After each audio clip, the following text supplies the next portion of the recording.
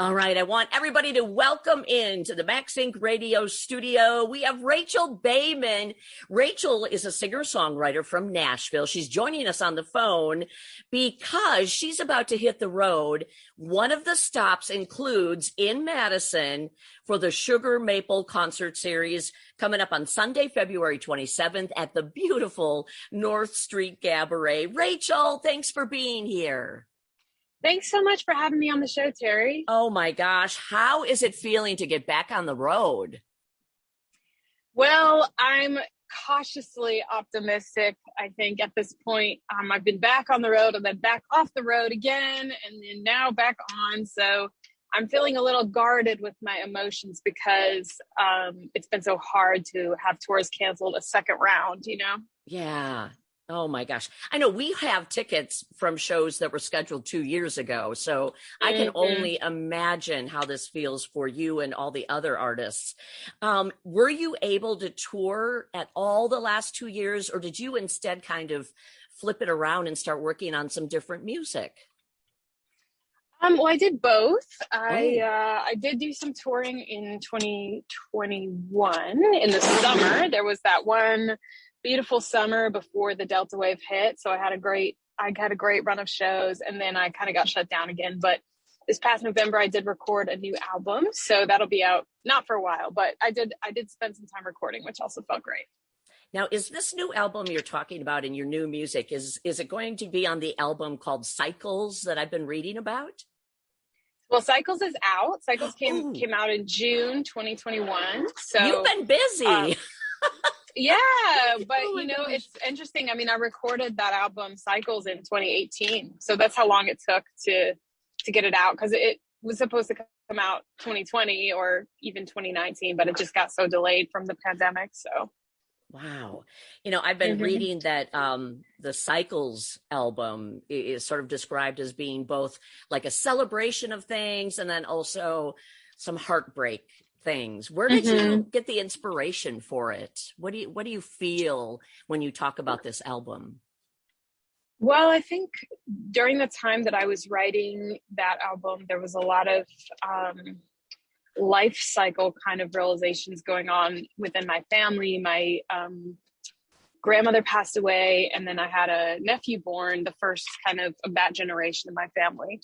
So it was a kind of that moment of realizing the reality of life cycles, of impermanence, and then also a little bit of a hope that while in kind of the darker end of a cycle, that you would then cycle out of it to see the light politically, and with the pandemic and just like a lot of kind of scary things happening in the world, and hoping that I could conceptualize it cyclically with the, idea that it would end at some point and come back into a good time.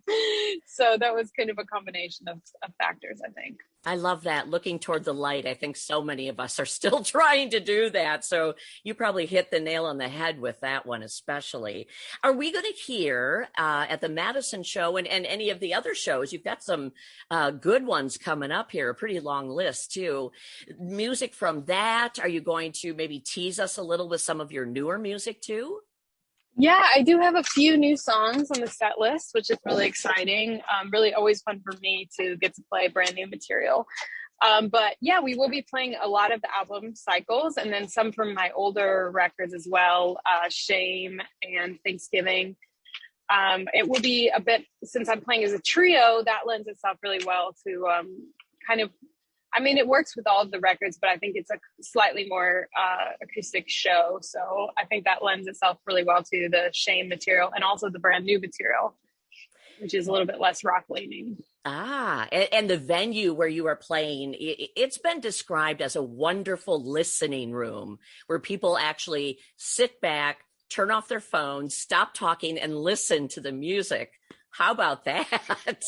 Yeah, it is such a great venue. I love that place. And I have played a couple times before, and I always try to make a point of returning. I'm really excited to be working with Sugar Maple this time because I've heard so much positive reviews of their concert series. Oh, they're terrific. And I know they're so thrilled to have you here. They are just back into this concert series too. So you are only the second. The first one sold out and they have people waiting to buy tickets. Yeah, I saw that. That was yes. Jake, my friend Jake Bunt played that one. And yeah, that's really great. It is. Hey, I want to ask you, in your bio, you're kind of described as a fearless voice.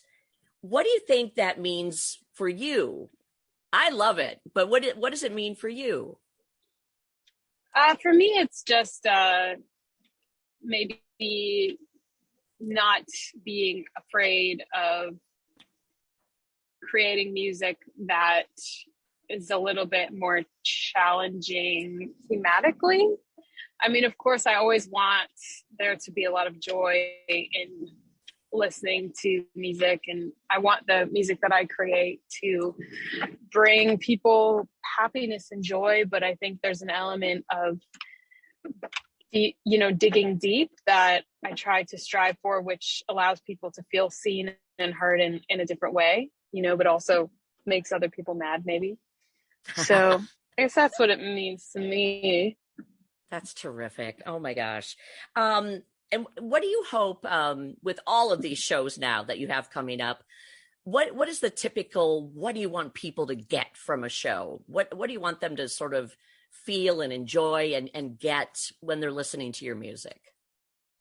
Well, I mean, I know how much I've missed being in these, especially a space like North Street Cabaret, where it's like this really special, intimate experience where you're so close to the music making. And I've missed going to shows like that so much, and I've missed playing those shows. So I'm really hoping to bring that just special magic where people leave feeling incredibly inspired and kind of remembering why we do all the hard work. It feels like we've had a couple years where it's just been nonstop to-do lists, and there's the joy.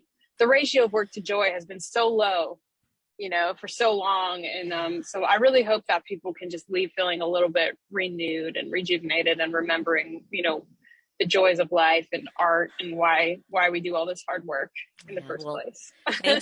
Thanks for the music, because it just makes everybody feel better. It really does. Yeah. If we want to try to keep up with you and your concert schedule coming up and where you are going, what is the best way to follow you?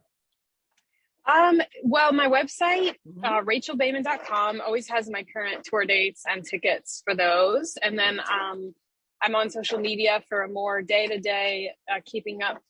You can find me on Instagram at Rachel Baiman, Facebook, Rachel Baiman Music. And then I have a newsletter. So if you don't like social media, I send out a monthly newsletter. You can find that at my website. You can sign up for it. Awesome.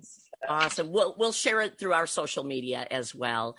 Rachel, it has been a pleasure. And I thank you so much for your time. I know you're heading out absolutely like in minutes. So thanks for taking time to chat on the phone while you had a minute. Yeah, thanks for having me, and great to talk to you. Yeah, everybody, that is Rachel Baiman, singer-songwriter out of Nashville, but she's going to be in Madison really soon, like next Sunday, February 27th at the North Street Cabaret for the Sugar Maple Concert Series. Check it out. And thanks for listening to Max Inc. Radio. Rachel, you are amazing. Thank you. Oh, thanks. Thanks for your great questions.